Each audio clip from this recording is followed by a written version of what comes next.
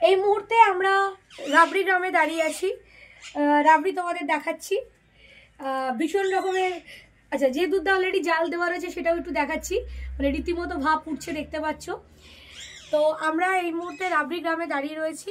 তো ম্যাক্সিমাম ক্ষেত্রে এখন আমাদের গ্যাসে হয়ে যাওয়ার জন্য রাবড়ির যে আমরা যে শটটা যেটা খাই, এটা ম্যাক্সিমাম ক্ষেত্রে আমাদের শক্ত হয় এবং এগুলো কাঠের মানে কয়লার জালে করা। এখন কিভাবে রাবড়িটা হচ্ছে, কিভাবে করা হচ্ছে, তার জন্য আমি ওনার কাছে আসব, তোমাদের ভিডিওটা পুরো ডিটেলসে দেখাচ্ছি। আচ্ছা, এখানে দাঁড়িয়ে রয়েছেন বাবা এবং ছেলে। এই মানুষটাকে মোটেও মনে হয়নি সত্যরুদ্ধ একজন মানুষ। মোটামুটি মানুষটার বয়স 55-56 ভালোভাবে চালিয়ে দেওয়া যায়। আর পাশে ওনার ছেলে দাঁড়িয়ে রয়েছে। আচ্ছা কাকু, আপনার নামটা প্রথমে? আর ভুবন কামুন। আচ্ছা দাদা, আপনার নাম? আমার নাম ছোট্টু কামুন। আচ্ছা আচ্ছা, যা ছেলে অবশ্যই পাশে দাঁড়ান, অসুবিধা নেই। তবে যেহেতু আমাদের মানে সব থেকে মানে বয়স্ক মানুষ হিসাবে 70 বছর বয়সটা খুব একটা কম নয়, তো আপনার কাছে আমি জিজ্ঞেস করব এই যে রাবড়ি করার যে প্রসিডিওরটা কীভাবে যে আপনারা করছেন দুধ জাল দেওয়ার থেকে, সেইটা একটু বলুন। আমরা প্রথমে দুধ জাল দিয়ে দিচ্ছি। জাল দেওয়া হয়ে গেলে আমরা ওই দুধ ফুটে গেলে আগে গায়ে ফেনাটা লাগিয়ে দিচ্ছি। ফেনাটা লাগার পর আপনার ওই কাঠি আছে, পাকা আছে, পাকা এরকম করে পাকা কন্টিনিউ মানে চালিয়ে যেতে হবে। আর তারপর ওই কাঠি করে তুলতে হবে। 1 ঘন্টা 15 মিনিট টাইম লাগে। আচ্ছা, আমাদের 6 কেজি 6.5 কেজি দুধ, 1 ঘন্টা 15 মিনিট টাইম লাগে। তারপর ওইটা হয়ে গেলে আমরা অল্প চিনি দিয়ে, দুধ অল্প থাকবে, নামিয়ে দেবো। নামাবার পর আমরা 1 ঘন্টা পর আপনার ফের আবার পরবর্তী কাটবো। আচ্ছা, কাটা হলো যেটা আমি কাটা দেখালাম একটু আগে। আচ্ছা, 1 ঘন্টা হলে তবে ঠান্ডা হবে, তবে কাটা যাবে। তারপরে আমরা ওই মানে ট্যাঙ্কে এতে রাখবো, সব পাত্রে রেখে আবার সকালে ভোরবেলা এখান থেকে আবার মানে সব কলকাতা সব সাপ্লাই।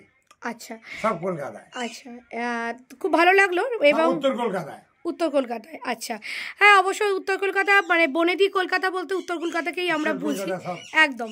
তো এইটা মানে রাবড়ির প্রসিডিওরটা আমরা জানলাম।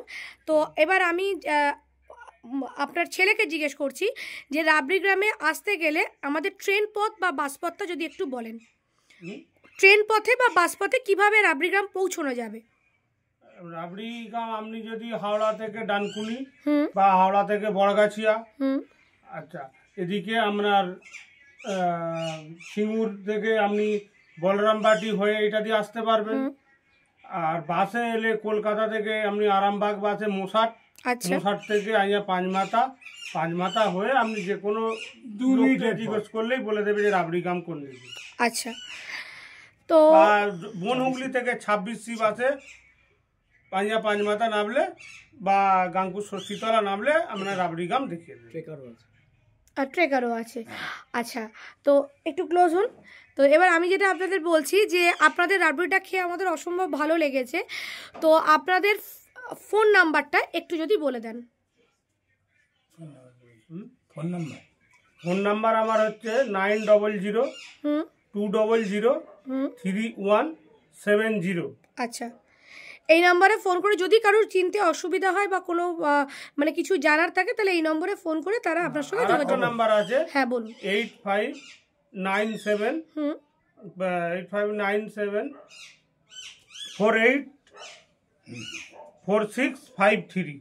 ঠিক আছে, তো শ্রী দুর্গা রাবড়ি ভান্ডার বললে দেখিয়ে দেবে। মানে এইটা মানে এখানে তো অনেকেই রাবড়ি তৈরি করে, মূল বৈশিষ্ট্যটা এখানে শুধু বলুন কেন আপনার রাবড়িটা অন্যদের থেকে আলাদা। আলাদা বলতে আমার দুধ যে সব দুধ আছে, দুধ ভালো দুধ, এক হচ্ছে ভালো দুধ, আর দ্বিতীয়ত হচ্ছে আমি রাবড়ি গ্যাসে করি না, আমি রাবড়ি কয়লায় করি। সুবিধা কি হয়? কয়লায় করলে রাবড়িটা নরম থাকে বা রাবড়ি টানতেও সুবিধে হয়, রাবড়ি কাটারও সুবিধে হয়, আর শটটা মোটা হয়, আর কড়া শেপটাও করা যায় ভালো। আচ্ছা, হ্যাঁ এবার দেখিয়ে দিচ্ছি।